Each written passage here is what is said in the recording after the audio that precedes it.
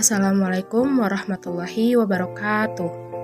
Kami dari kelompok 2 yang beranggotakan Salsabila Wafa Fadila, Nur Alfiani Dewi, Miranda, dan Nur Hafifah. Pada kesempatan kali ini, kami akan menjelaskan mengenai epistemologi, pengetahuan dan kebenaran dalam filsafat dan agama. Topik materi yang akan kita bahas pada kesempatan kali ini, yang pertama adalah hakikat, ruang lingkup, dan metode memperoleh ilmu pengetahuan. Yang kedua, konsepsi kebenaran wahyu dalam kitab agama seperti Al-Quran, Injil, Taurat, dan Zabur. Yang ketiga, hakikat kebenaran dalam pengetahuan. Dan yang keempat, kriteria kebenaran ilmiah. Baik, langsung saja kita masuk dalam topik materi yang pertama, yaitu hakikat, ruang lingkup, dan metode memperoleh ilmu pengetahuan. Pengetahuan dapat diartikan sebagai segala sesuatu yang diketahui manusia. Adapun objek ilmu pengetahuan yaitu yang pertama, objek material, yang menjadi sasaran penyelidikan atau pemikiran sesuatu yang dipelajari, baik berupa benda konkret maupun abstrak seperti nilai, ide, paham, aliran, sikap, dan lain sebagainya. Yang kedua, objek formal. Sudut pandang atau cara memandang terhadap objek material termasuk prinsip-prinsip yang digunakan.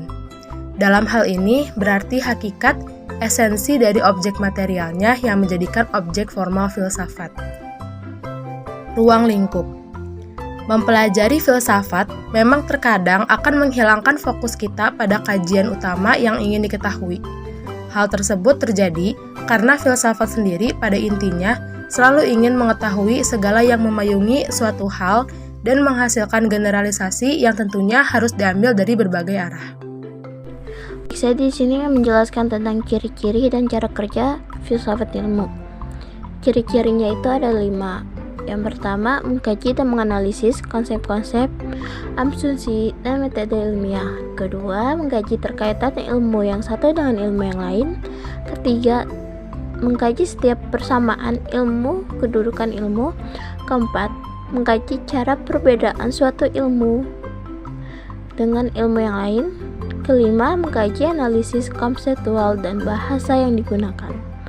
Nah, cara kerjanya menyelidiki berbagai dampak ilmu ilmiah terhadap cara pandang manusia, hakikat manusia, nilai-nilai yang dianut manusia, tempat tinggal manusia, sumber-sumber pengetahuan dan hakikatnya, logika dengan matematika, logika dan matematika dengan realitas yang ada. Nah, di sini ada 4 poin penting tentang keberadaan ilmu pengetahuan, yaitu 1. Objek, material maupun non-material. Kedua, metode, observasi atau pengamatan, kuesioner atau angket, interview atau tanya jawab, dan lain-lain yang secara keseluruhan lebih mengarah kepada metode statistik. Ini akan memperkuat data prediksi, bisa menjelaskan sebab akibat terjadinya sesuatu, dapat mengabarkan suatu contoh fenomena. Dan metode manapun pasti melakukan analisa dan sintesa dengan peralatan pemikiran induktif dan deduktif. Yang ketiga, ada sistem, penggerakan dan pengarahan langkah-langkah yang telah dilakukan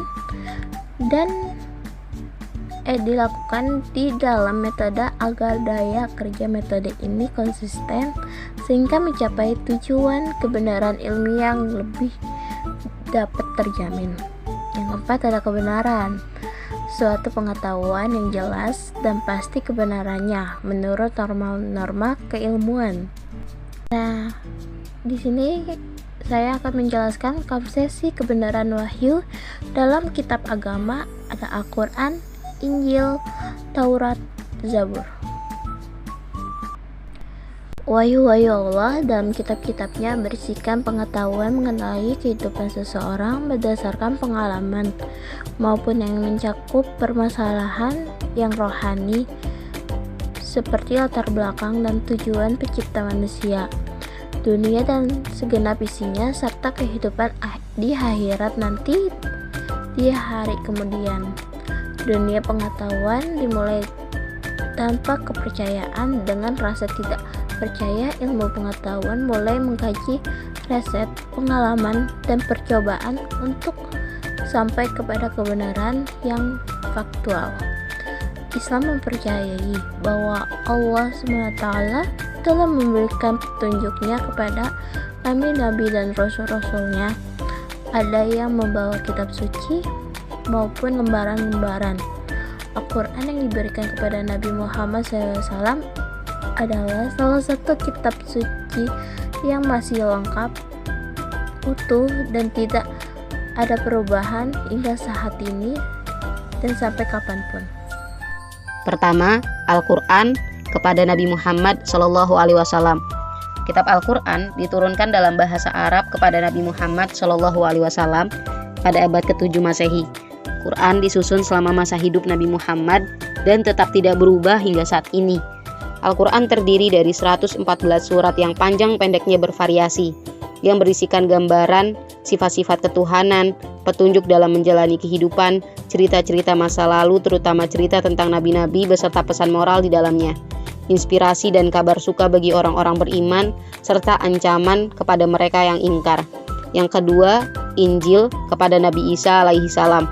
Muslim percaya bahwa Isa adalah salah satu nabi Allah yang mulia.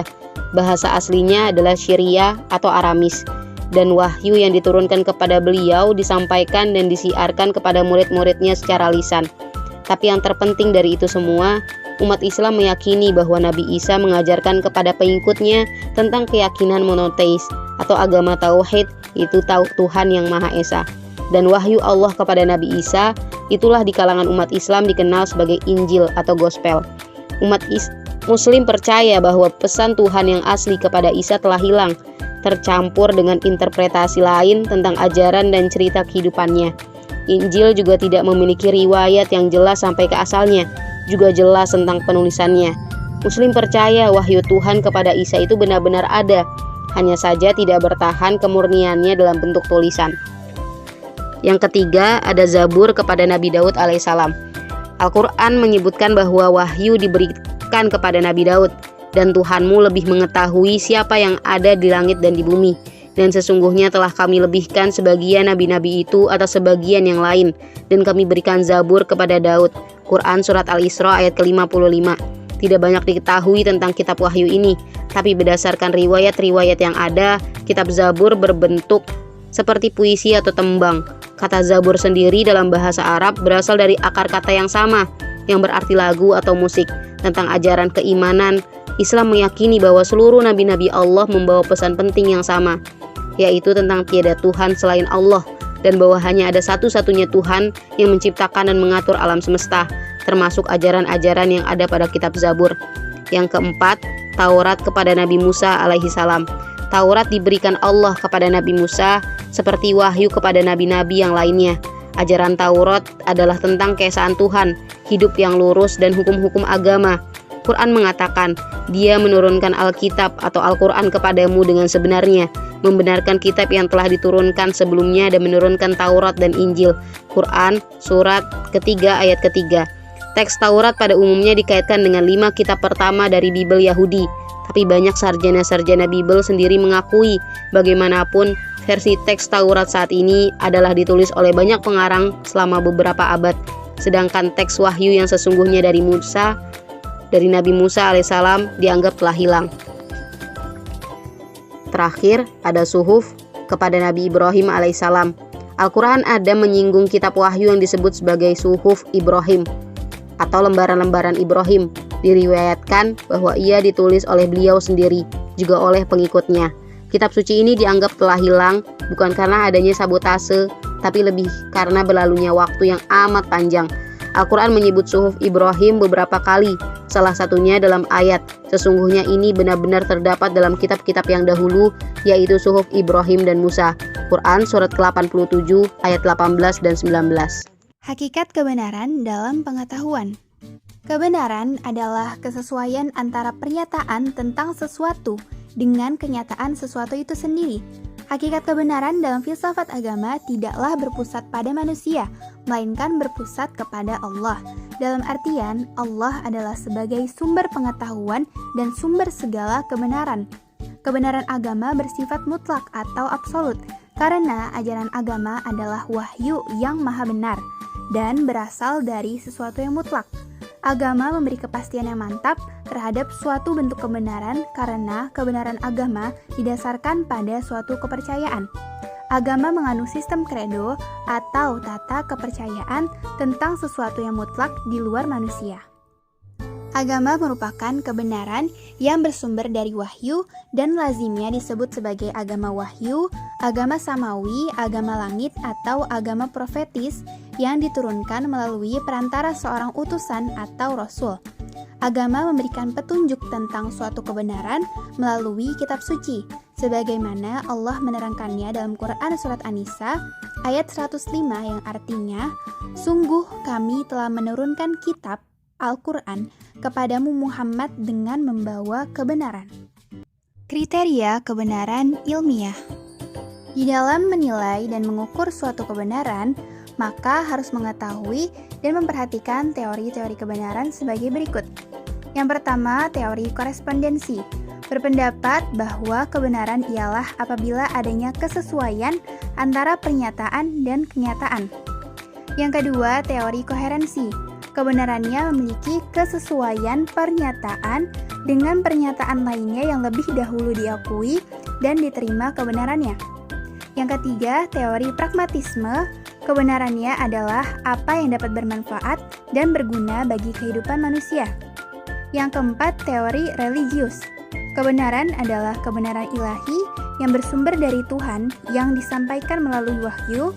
Kebenaran tidak cukup dengan ukuran interes dan rasio individu, tetapi harus dapat memberi keyakinan dan menjawab problem umat. Karena itu, kebenaran haruslah mutlak dan berlaku sepanjang sejarah manusia. Sekian pemaparan materi dari kami, kelompok 2 Filsafat Agama. Terima kasih atas perhatiannya. Wassalamualaikum warahmatullahi wabarakatuh.